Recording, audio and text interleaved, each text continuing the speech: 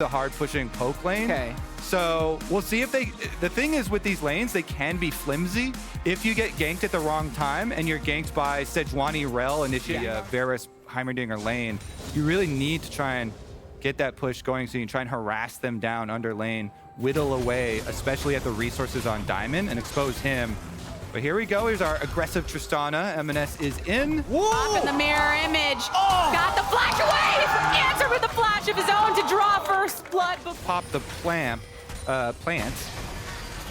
Oh, meanwhile, on the bot side, the burn is good on Diamond off of the Ignite from Sven. Cloud9 making the play bot. Yeah, and now Blabber's going in. Just think of how aggressive all the lanes are playing. Fudge, Force Flash, top, MNS got a kill mid. They get a 2v2 solo kill, and that sets up this. Cloud9 putting on a clinic in lanes.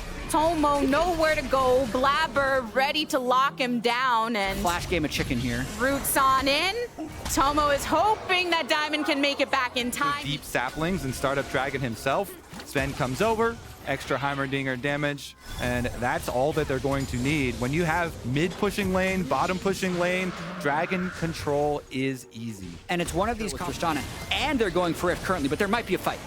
Santorin and Rich collapsing upon them now, but the Nature's Grasp has been blown by Blabber just to keep them away from it. Knock back onto Santorin and Rich. Blabber making his way towards Fudge. Stunned up on the exit. Rich into a little bit of trouble. Pops the Grandmaster's might. Fudge going for it. Slices through. Rich. Okay, gold lead for Cloud9 as they step up towards the Dragon and start bringing it down. Rich striking away. Fudge not able to collapse, but the remainder of Cloud9 are focused on the objective at hand. Santorin goes in with the ult, but Blabber secures the Dragon for himself. Sven sacrificing his life for the other support, but a blast down onto Santorin. MNS getting the reset on his rocket jump, puts him in range of Tomo, so it's just a little bit of this, a little bit of that, a little bit of Otto, and Tomo eliminated. Fudge won the top side 1v1, which allowed him to also win the Dragon team fight for his team on teleporting in. Rich got chased off and didn't have teleport, so Fudge gets to be the nice surprise to get the extra kill for Cloud9.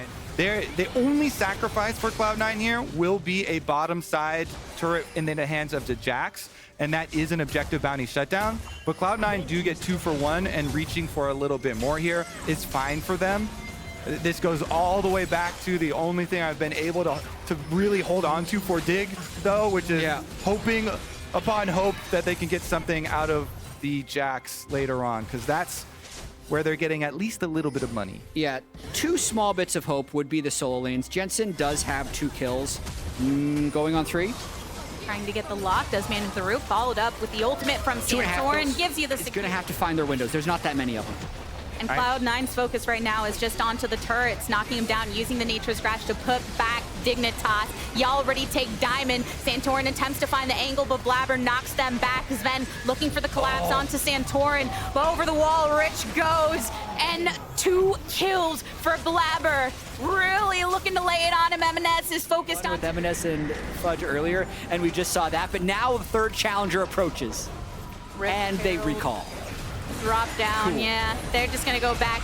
Too much pressure happening on this bot and mid side. Berserker ushering the Rift Herald to complete the turret, and the remainder of Cloud9 pushed up. But finally, third time's a charm. Dignitas pick up the kill onto Fudge up top.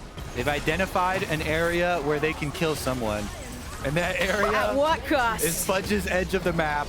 You know what? They're gonna lose towers and everything everywhere else, but at least they kill that crocodile, get something back. I mean, we always talk about trying to at least get cross-map plays. Yeah. When you're so heavily out-itemized, being down so far in gold, this is actually the correct play, even though you're like, oh man, it feels really bad to lose everywhere else. Well, they get some more money. Rich on the Jack. Down this ward, Dragon brought down below 50.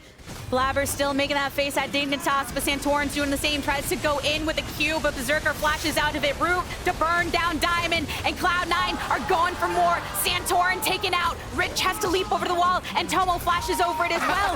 Double kill coming in for MNS, and Cloud9 Cloud9 are just making chum food of Dignitas. Yeah, they could just return to mid lane, push it all the way out before returning to Baron. Fudge fishing around to stop the recalls. Baron should get picked up though. The soul's already acquired. Fudge just stopping these recalls. So they make a quick pit stop in mid lane, they push it out. Fudge stops him again. He's not just gonna stop him, he's gonna try to kill Tomo. But that's a lot of damage raining back onto Fudge. Does not have the dominance to pop, swinging away. Rich makes it the 1v1 as Tomo escapes.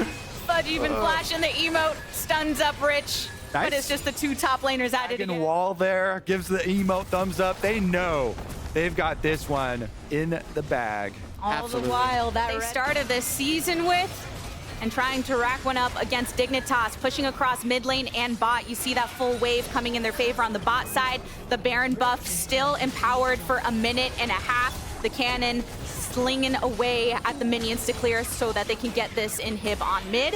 But Dignitas, they're just funneled in their base right now, have plenty of ultimates, still down multiple flashes. Blabber goes in for the root, throws down the Nature's Grasp. And now with the turret taken down, Dignitas are a lot more vulnerable when it comes to trying to protect these inhibitors. Yeah, a fairly doomed game at the moment for Dignitas. They're just sticking around in case Cloud9 tries to do something goofy, but as we've seen throughout this game, whenever Cloud9 has a bit of a setup, if they try around. Are you familiar with this tech? Because he's Demonic, Radiant, and now he's got a Bandle Glass, and he's going Imperial Mandate? Yeah. You can dip into the support items here to really fill that utility role. He's got plenty of the splash damage, and it's going to be the game over. They're circling around for the last fight, though. Here we go. Plenty of utility. Rich over to the wall, tries to swing onto multiple. Berserker will come out of the stasis soon, and Santorin almost gone, but manages to survive it. Berserker and Sven have been taken down. 2-for-2 trade thus far. Fudge, his dominance just now expiring. Jensen, though, manages to get out with that passive active. And Cloud9, though, they're just going to back off for now. Those supers coming in double time across all of the lanes with these inhibitors down, which means they can make quick work of these turrets and maybe even quicker work of Dignitas. Rich wants to draw someone on in, manages to snip the life of Blabber. M&S throwing and jumping on out. Another has fallen. Only their fountain, where they would have to way back it up and leave that Nexus vulnerable. So they want to try and hit the go button first. M&S has to hop on out of it. Beautiful route. Managed to grab one. Blabber goes in with Q. Jensen goes right into the backline of Cloud9, but manages to keep his life. Fudge, even with the dominance, Pop can't finish him off yet. Jensen taken down. Rich taken down. Cloud9 giving all the resets to M&S. A triple kill from the mid laner is one way to put a good bow on that fight. An ace for Cloud9, shutting this down before 30 minutes time. It's a Cloud9 victory. Some M&S redemption.